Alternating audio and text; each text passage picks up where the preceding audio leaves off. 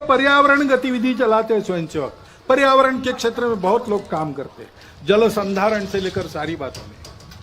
पर्यावरण गतिविधि प्रत्येक परिवार में पानी बचाना, प्लास्टिक हटाना और हरियाली बढ़ाना, इन तीन का छोटी छोटी बातों से लेकर सब में आचरण उत्पन्न हो, इसके लिए प्रयास करते।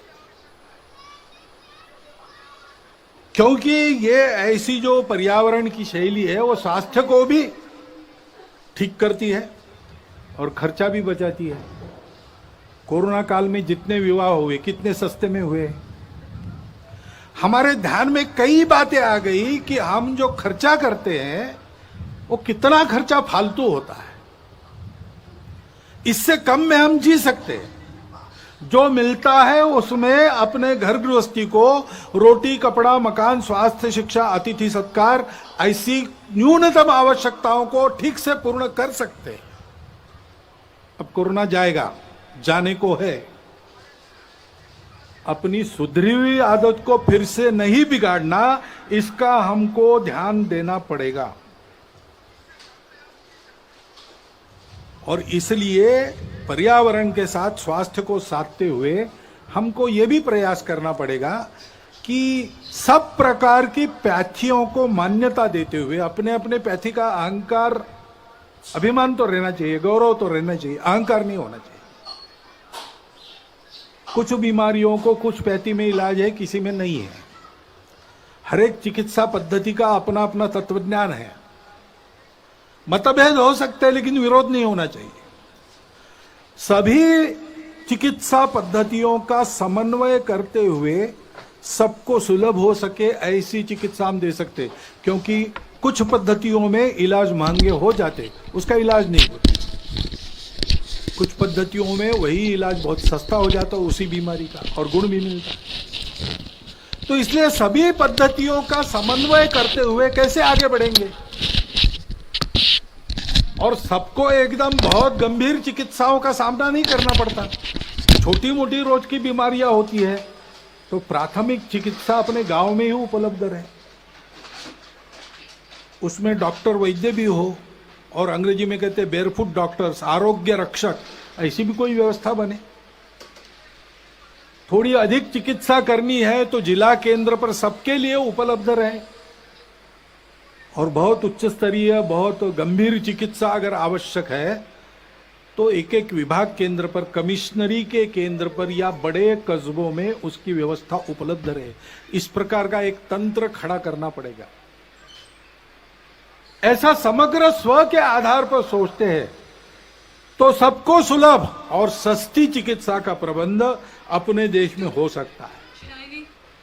वही बात आर्थिक मामलों की है। हम जानते हैं विश्व में जो प्रचलित अर्थव्यवस्था है उसके कारण कई समस्याएं भी खड़ी है, और समस्याओं का उत्तर उस व्यवस्था के पास नहीं। सभी देशों में उसका पुनर्विचार चल रहा है। बहुत उत्साह से जिन बातों की उद्घोषणा आर्थिक जगत पहले करता था, आज उसने वो करना बंद कर दिया है, अंतर्मुख होकर विचार कर रहा है। तीसरा रास्ता कौन सा है? तीसरा रास्ता हम दे सकते हैं। हमारे परंपरागत आर्थिक चिंतन की जो दृष्टि है वो पूर्ण है, अधूरी नहीं है। हमने उस स्व के आधार पर ये चिंतन किया है। एक शाश्वत सत्य हम पहले बताते हैं कि भाई अर्थशास्त्र क्यों है? मनुष्य की कामना पूर्ति के लिए साधन उपलब्ध कराने का शास्त्र, ऐसा वो मानते हैं। हमारे यहाँ थोड़ा आगे गए, हमने कहा कि सुख प्राप्ति का वो है, और एक का सुख हो नहीं सकता, सबका सुख चाहिए। इसलिए जितनी प्रजा है उसके सुख का वो शास्त्र है। जिन्होंने जन्म लिया है वो सब सुख को प्राप्त हो तो सभी सुखी होंगे। और ये सुख कहाँ मिलता है? सुख बाहर नहीं है, सुख अंदर है।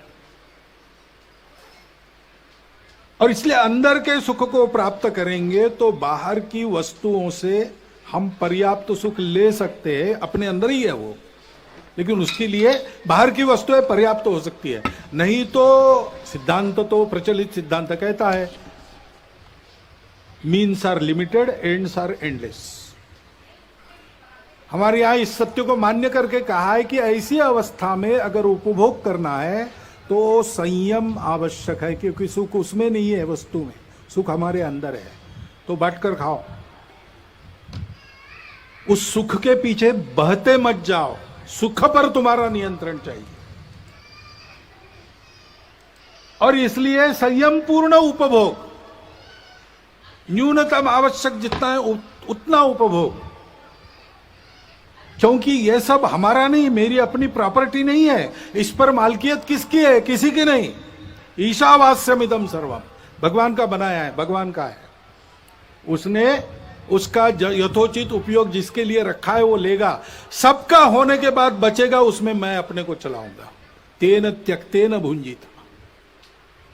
मनुष्य प्राकृतिक और मानव निर्मित धन का स्वामी नहीं है, विश्वस्त है। उसको दो हाथों से कमाना है, लेकिन उसके आधार पर सारी सृष्टि को चलाना है, 1000 हाथों से बांटना है। इस दृष्टि के आधार पर अपने यहां का आर्थिक विचार खड़ा है, वो एकांतिक नहीं है। उसमें मनुष्य को सृष्टि के अंग के नाते देखा गया है, सृष्टि का मालिक नहीं, कॉन्करर नहीं, कॉन्करिंग द नेचर गलत बात है, नर्चरिंग द नेचर। सृष्टि से जितना चाहिए उतना लेना और दाम दुगना वापस करना, गिविंग बैक। इस आधार पर हमारा अर्थ विचार खड़ा है, और इसलिए वो एकांगी नहीं है। वो सब जगह परिवार की कल्पना करता है। कृषि श्रेष्ठ है कि उद्योग श्रेष्ठ है कि व्यापार श्रेष्ठ है? अरे भाई, तीनों अपने अपने जगह श्रेष्ठ है, तीनों को मिलकर चलना चाहिए। उद्योग चलेगा मालिक के लिए चलेगा कि मजदूर के लिए? अरे भाई, मालिक मजदूर बीच में जो व्यापारी है वो और ग्राहक, सबको एक परिवार मानकर सबके हित का विचार करके चलेगा। सबको अपना अपना कर्तव्य पूरा करते हुए संयम से बरतना पड़ेगा, तब सबकी कामना पूर्ण होगी। इस प्रकार के आर्थिक विचार के आधार पर आज के देशकाल परिस्थिति में क्या सुसंगत हो सकता है? हमारा प्रदीर्घ जीवन रहा है, उस प्रदीर्घ जीवन में हमने भी पुरुषार्थ किया है, और ईस्वी सन 1 से लेकर तो 17वीं सदी तक हम दुनिया के सर्वसमर्थ आर्थिक देश थे। विलियम डैलिरिम्पल वगैरह डाटा दे रहा है। ये अगर वस्तुस्थिति है तो हमारे इतने लंबे आर्थिक अनुभव से हमने जो शाश्वत तत्व निकाले हैं उसके आधार पर हमको चलना पड़ेगा। जमाना बदला है, ऊपर ऊपर का परिवर्तन उतना जरूर करना पड़ेगा। विश्व भी अब 2-4 हजार साल चला है अर्थ पुरुषार्थ में, उसका भी कुछ अनुभव है, वहां से भी जो उपयुक्त है वो लेना पड़ेगा। स्वदेशी को काल सुसंगत बनाना और विदेशी को देश सुसंगत बनाना, इसके आधार पर अपने स्व पर आधारित एक नया आर्थिक प्रतिमान संपूर्ण दुनिया को देना, ये दुनिया की अभी आवश्यकता है। और स्वातंत्र्य में हमारे स्व के प्रगटीकरण का एक स्वाभाविक आविष्कार है, इसकी चिंता हमको करनी पड़ेगी। और ये बात जब सोचते हैं तो एक सब लोग आजकल कहते हैं, पहले इतना नहीं कहते थे, आजकल कहते हैं, वो कहते हैं ये जनसंख्या क्या क्या करेंगे, बढ़ती जा रही, बढ़ती जा रही। तो जनसंख्या नीति तो होनी चाहिए। अपने यहां विचार हुआ है, एक परिवार में 2.1 ऐसा कहा है ना, 2 बालक रहे, ऐसा विद्वानों ने मिलकर निश्चित किया, सरकार ने उसको स्वीकार किया, ये सब हुआ है। लेकिन हमको लगता है कि एक बार फिर विचार कर लेना चाहिए, क्योंकि 2 बातें, सारी बातों का विचार करना। अभी हमारे देश में, हमारा युवाओं का देश है, 56-57% युवा है। 30 साल के बाद ये सब बूढ़े बनेंगे, उनको खिलाने के लिए भी हाथ लगेंगे। कितने हाथ लगेंगे? कितने लोगों को खिला सकेंगे, और उस समय जितने लोगों को खिलाना है उसके लिए काम करने वाले कितने लगेंगे? दोनों बातों का विचार करना पड़ेगा। इतना हम बढ़ेंगे तो पर्यावरण कितना झेल सकता है? हमारी माताएं उस दृष्टि से कितनी सक्षम है, उनको खुद के पैरों पर खड़ा रखने का सामर्थ्य, उनका सशक्तिकरण कितना हुआ है, वो कितनी प्रबुद्ध है, हम उनको कैसा ऐसा बना सकते। एक 50 साल आगे तक का विचार करके एक नीति बनानी चाहिए और उस नीति को सब पर समान रूप से लागू करना चाहिए। क्योंकि जैसे जनसंख्या एक समस्या बन सकती है, वैसे जनसंख्या का असंतुलन भी समस्या बनती है, बन रही है देश में, दुनिया में हम देख रहे हैं, सब लोग बोल रहे हैं। इसमें किसी के प्रति बुरा भाव नहीं रहता है। अरे इसलिए हमने एक 2015 में ही प्रस्ताव पास किया इसके बारे में। उस प्रस्ताव को मैं पढ़ के बताता हूं। जनसंख्या वृद्धि दर में असंतुलन की चुनौती। देश में जनसंख्या नियंत्रण हेतु किए गए विविध उपायों से पिछले दशक में जनसंख्या वृद्धि दर में पर्याप्त कमी आई है, लेकिन इस संबंध में अखिल भारतीय कार्यकारी मंडल का मानना है कि 2011 की जनगणना के पांथिक आधार पर किए गए विश्लेषण से विविध संप्रदायों की जनसंख्या के अनुपात में जो परिवर्तन सामने आया है, उसे देखते हुए जनसंख्या नीति पर पुनर्विचार की आवश्यकता प्रतीत होती है। विविध संप्रदायों के प्रति जनसंख्या वृद्धि दर में भारी अंतर, अनवरत विदेशी घुसपैठ व मतांतरण के कारण देश की समग्र जनसंख्या, विशेषकर सीमावर्ती क्षेत्रों की जनसंख्या के अनुपात में बढ़ रहा असंतुलन देश की एकता, अखंडता, सांस्कृतिक पहचान के लिए गंभीर संकट का कारण बन सकता है। विश्व में भारत उन अग्रणी देशों में था जिसने 1952 से ही जनसंख्या नियंत्रण के उपायों की घोषणा की थी, परंतु सन 2000 में जाकर ही वह एक समग्र जनसंख्या नीति का निर्माण और जनसंख्या आयोग का गठन कर सका। इस नीति का उद्देश्य सकल प्रजनन दर की आदर्श स्थिति को 2045 तक प्राप्त कर स्थिर व स्वस्थ जनसंख्या के लक्ष्य को प्राप्त करना था। ऐसी अपेक्षा थी कि अपने राष्ट्रीय संसाधनों और भविष्य की आवश्यकताओं को ध्यान में रखते हुए प्रजनन दर का यह लक्ष्य समाज के सभी वर्गों पर समान रूप से लागू होगा। परंतु 2005-6 का राष्ट्रीय प्रजनन एवं सार्थ सर्वेक्षण सन 2011 की गणना के 0 से 6 आयु वर्ग, 0 से 6 आयु वर्ग के पांथिक आधार पर प्राप्त आंकड़ों से असमान सकल प्रजनन दर एवं बाल जनसंख्या अनुपात का संकेत मिलता है। यह हमारा प्रस्ताव है, तो इसलिए सुझाव हमारे ऐसे और भी लिखा है, पूरा नहीं पढ़ता हूं, लिखित भाषण में उपलब्ध है। देश में उपलब्ध संसाधनों, भविष्य की आवश्यकताओं एवं जनसांख्यिकीय असंतुलन की समस्या को ध्यान में रखते हुए देश की जनसंख्या नीति का पुनर्निर्धारण कर उसे सब पर समान रूप से लागू किया जाए। सीमा पार से हो गई अवैध घुसपैठ पर पूर्ण रूप से अंकुश लगाया जाए। राष्ट्रीय नागरिक पत्रिका का निर्माण कर इन घुसपैठियों को नागरिकता के अधिकारों से तथा भूमिकरित के अधिकार से वंचित किया जाए। जो अनधिकृत प्रवेशकारी लोग हैं, वो हमारे देश में बसने वाले, सदियों से बसने वाले, पीढ़ी दर पीढ़ी बसने वाले नागरिक बने हुए, किसी के प्रति ये बात नहीं है।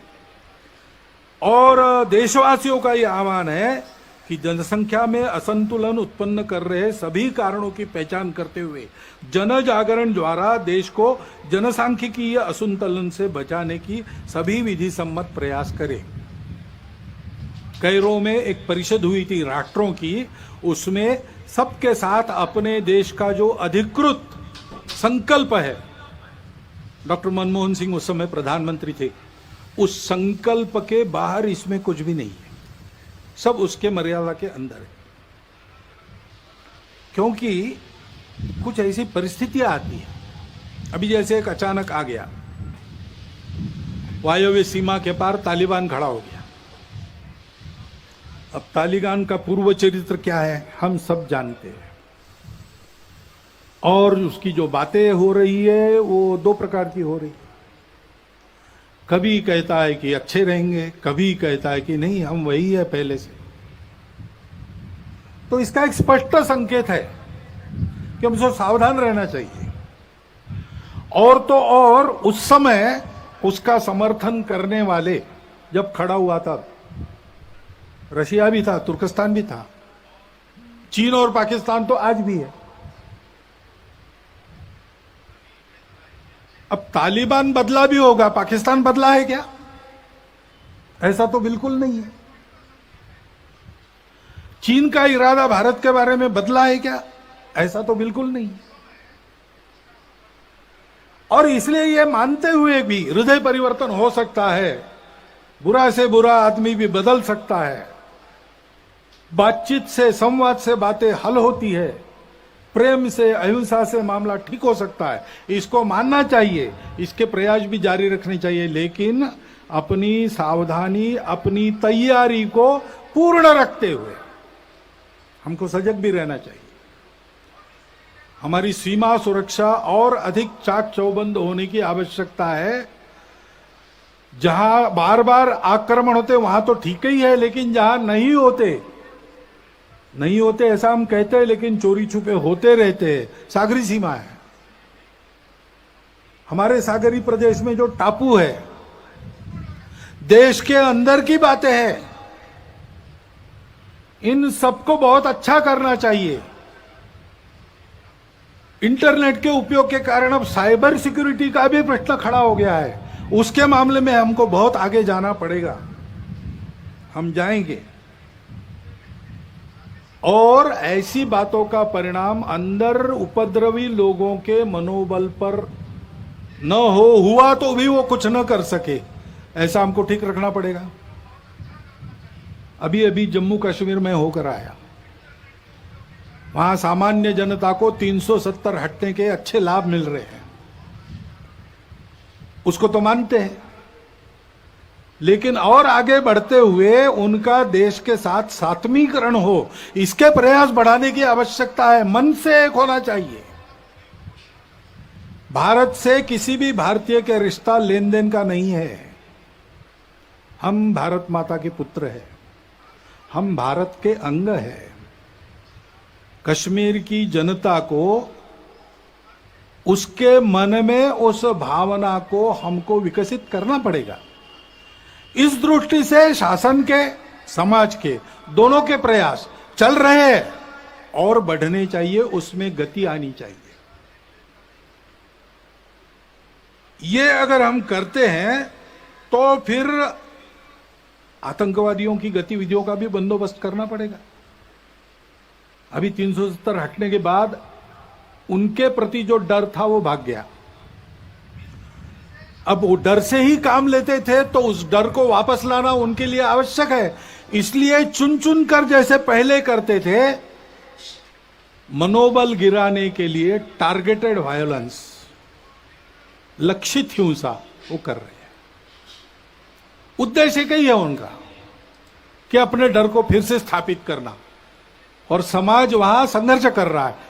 वो कह रहा है कि एक बार डरे डरे अब नहीं डरेंगे, आप डर को वापस नहीं ला सकते। लेकिन शासन को भी बड़ी चुस्ती से इसका बंदोबस्त करना पड़ेगा, तब इस संघर्ष को हम ले लेंगे, जीत लेंगे।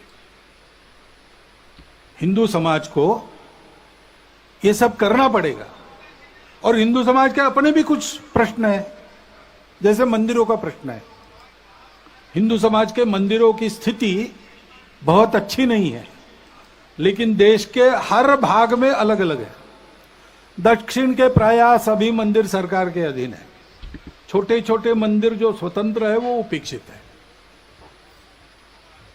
बाकी भारत में कुछ मंदिर सरकार के अधीन है, कुछ मंदिर भक्तों के अधीन है। सरकार के अधीन भी कुछ मंदिर बहुत अच्छे चलते हैं, बहुत सुंदर, साफ सुथरे, प्रेरणा देने वाले, भक्तों की मदद, समाज की सेवा करने वाले। सरकार के अधीन भी है और भक्तों के अधीन भी मंदिर बहुत अच्छे चल रहे। दिल्ली का झंडे वाला मंदिर है, अपने आप पास में शेगांव का मंदिर है, भक्तों के अधीन है, उत्तम चल रहे, व्यवस्थित चल रहे, पवित्र चल रहे, स्वच्छ चल रहे, और समाज की भी कई प्रकार से सेवा करते हैं।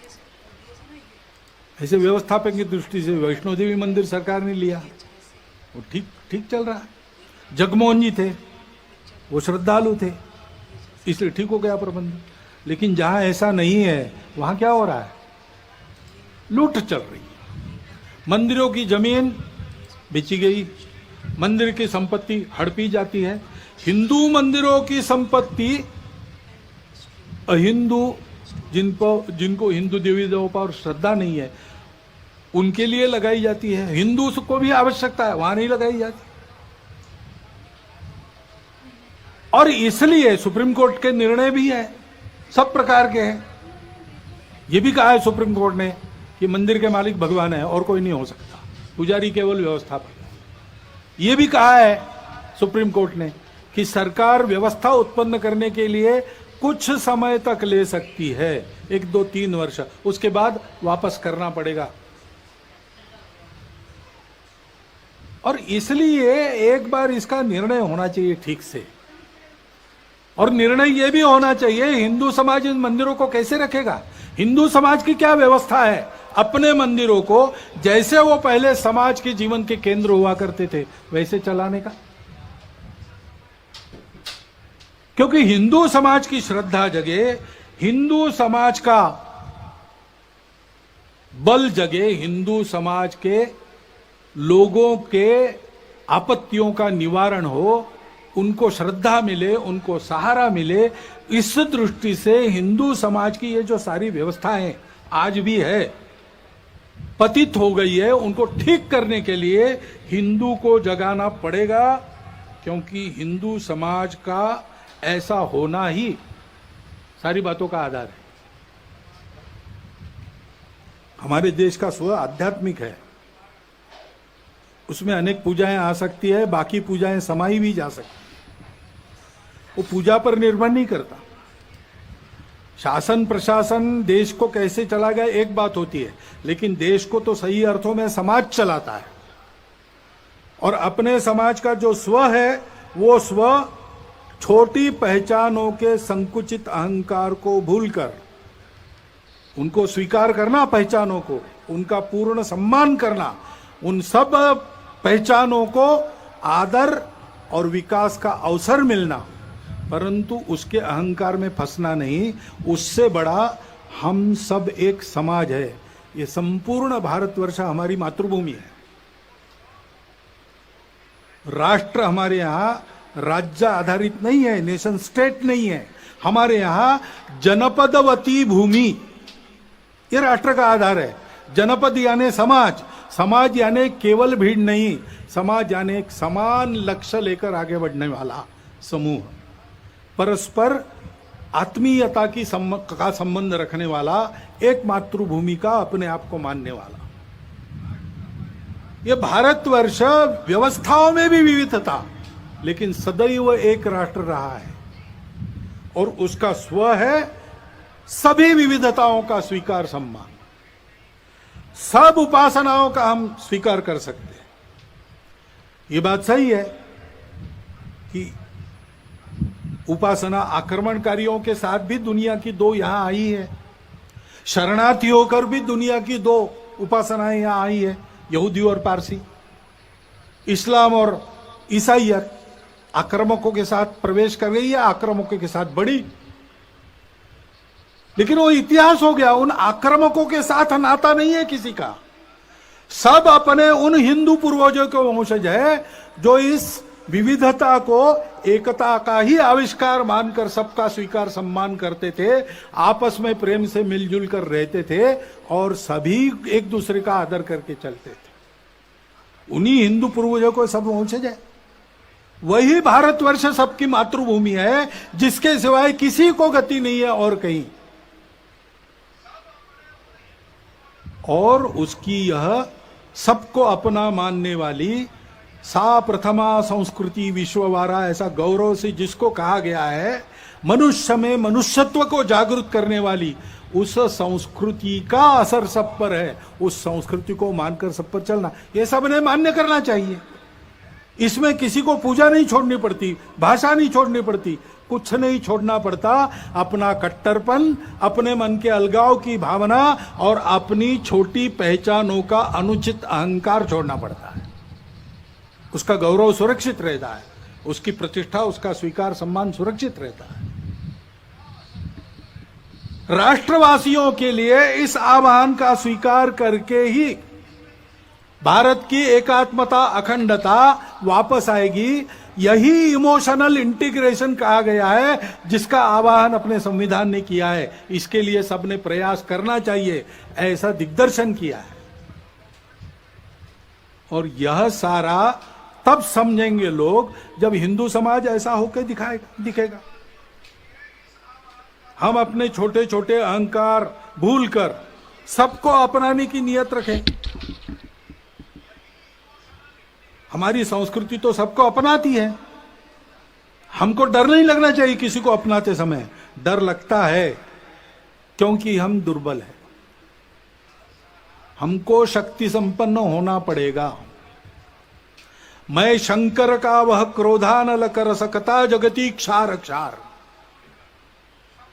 ऐसा बल होना पड़ेगा। लेकिन जगती को क्षार नहीं करना है, भूभाग नहीं, शत शत मानवों के हृदय जीतने का निश्चय। जो हाथ उठाए उसका हाथ न रहे, इतना सामर्थ्य होना चाहिए। लेकिन सामर्थ्य का उपयोग क्या करना चाहिए? दुर्बलों की रक्षा। शील और शक्ति को साथ में लेकर हिंदू समाज को चलना चाहिए, क्योंकि दुनिया दुष्टों की है, वो बिना शक्ति सत्य को भी नहीं मानती। तो हिंदू समाज को अपने भेद भूलकर संगठित होना पड़ेगा, शक्ति संपन्न होना पड़ेगा। सबको समझना पड़ेगा कि इस अर्थ में हम सब हिंदू हैं।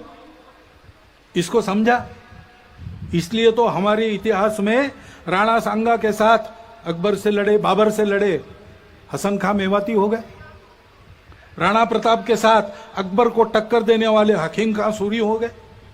खुदा बख्शा और गौस खां जो अंतिम सांस कर झांसी की रानी और उसके वंशजों के साथ रहे, वो हो गए। पंडित राम प्रसाद बिस्मिल जी के जिगरजान दोस्त अशफाक उल्ला खान जैसे क्रांतिकारी उसी ने हमको दिए। बारामुल्ला में कबाइलियों के आक्रमण के आगे देश के एकात्मता को किसी प्रकार से समझौते में न लाते हुए अपना बलिदान करने वाले मकबूल शेरवानी भी उसी के कारण हुए। अपने सेना के वीर जवानों में ब्रिगेडियर उस्मान से लेकर हवालदार अब्दुल हमीद जैसे वीर इसी के कारण हुए। इतिहास है, कभी इस्लाम आक्रमक के नाते आया, उनसे हमारा नाता नहीं है। आज हमको मुसलमान रहना भी है, हम रह सकते हैं, अपना देश उदार है। हमारे आदर्श ऐसे मुसलमान होंगे जो देश के प्रति न्यौछावर हो गए। हमारा जीवन वैसा बनना चाहिए। हिंदू समाज अपने आप को संगठित शक्ति संपन्न बनाकर इस अपनत्व की भाषा से लोगों को समझाता है, तो अपने देश में लोग समझ जाएंगे कि आतंक, कट्टरता, द्वेष और स्वार्थ के समय में दुनिया में कोई नहीं है जो इससे तारेगा। केवल वह हिंदू समाज है वो जो सबको स्वीकार करता है, और वो शक्ति संपन्न है, वो इस दायित्व का निर्वाह कर सकता है। यह भारतीय संस्कृति सबको दे सकता है, उसमें वह बल खड़ा हो गया है। इस बल को खड़ा करना अपना काम है। इतिहास की घटनाओं को विद्वेष के लिए नहीं स्मरण करना है, उससे सबक लेकर यह न बढ़े विद्वेष, इसके लिए सुनना है। जन्मेजय ने व्यास जी को सर्पयज्ञ उसका जब खंडित हुआ तब यही कहा कि हमने सुना कि हमारे जो पूर्वज थे कौरव और पांडव, उनमें बड़ा भयंकर संहारकारी युद्ध हुआ। ये कैसे हुआ? ये आपस में शत्रुता क्यों बढ़ी? दोनों तो भाई भाई थे और दोनों तरफ अच्छे अच्छे लोग थे, कर्तृत्व संपन्न लोग थे। कौन सी ऐसी खटास थी जो दूर नहीं हो सकी? क्या किसी ने उस बैर को शमन करने का प्रयास नहीं किया? ये महाभारत क्यों हुआ बताइए। तब व्यास जी ने महाभारत की कहानी बताई, कलह बनाने के लिए नहीं, कलह मिटाने के लिए बताई। भारत के साथ संपूर्ण मानवता की परस्पर आत्मीयता सदा के लिए अभिन्न रूप से जुड़ी है। उस भारत को, उस परंपरा को, संस्कृति को, समाज को सर्वांग सुंदर रूप से सबल होकर खड़ा होना पड़ेगा। हम सबको हिंदू के नाते व्यक्तिगत स्तर पर बल, साहस, तितिक्षा, धैर्य, ओज, शारीरिक, मानसिक, बौद्धिक, तीनों प्रकार का इसकी साधना करनी होगी। समाज के नाते सारी बातों का उपाय करने के लिए सामूहिक कार्य करने का अभ्यास करना होगा। सामूहिकता से चलने की स्वभाव में आदत डालनी पड़ेगी। यह बल किसी की विरोध और प्रतिक्रिया में नहीं है। हमारी फूट के चलते हमको तोड़कर अपने स्वार्थ के उल्लू सीधा करने के लिए सब लोग ताक पर है। इसको समझते हुए, और ये हमारा स्वभाव होना चाहिए हिंदू के नाते, संगठित रहना, बल संपन्न रहना, संपूर्ण मानवता के लिए अपने बल का उपयोग करना। ये कर्तव्य निर्वाह करने के लिए ऐसे हिंदू समाज को खड़ा होना पड़ेगा, क्योंकि जागरूक, संगठित, बल संपन्न और सक्रिय हिंदू समाज ही सब समस्याओं का समाधान है। यही काम तो हम करते हैं। भारत के ओर से, भारत की जो प्रगति है उससे विकास की अपेक्षा भारतीयों की जैसी भारत से है, वैसे संपूर्ण विश्व की अपेक्षा है एक नई राह दिखाने की। उसके लिए भारत को तैयार करना, अपनी विविधता को अपनी एकता का श्रृंगार बनाकर बल के साथ सब प्रकार के जीवन का उत्तम उदाहरण बनकर दुनिया में खड़ा, संपूर्ण देश को प्रेम से पुकारता ललकारता हुआ, अपनी छत्र छाया में अधिक अच्छे मनुष्य बनकर सृष्टि के साथ कल्याण की राह पर अग्रसर करने वाला विश्व गुरु भारत हमको खड़ा करना है। संघ के स्वयंसेवकों की अपेक्षा इसके लिए है, और आप सब समाज के लोगों का योगदान भी उसमें संघ चाहता है। इस यज्ञ में आपकी भी सबकी संविदा पड़े, सारा समाज इसके लिए अग्रसर हो तो भारत का भाग्य बदल जाएगा। वो भाग्य बदलना है, वो भारत की आवश्यकता है, वो समय की, विश्व की आवश्यकता है। और इसलिए भ्रांति जनमन की हटाते, क्रांति का संगीत गाते, एक के दशलक्ष होकर कोटियों को है बुलाते, इस पद्धति से हमको आगे बढ़ना है।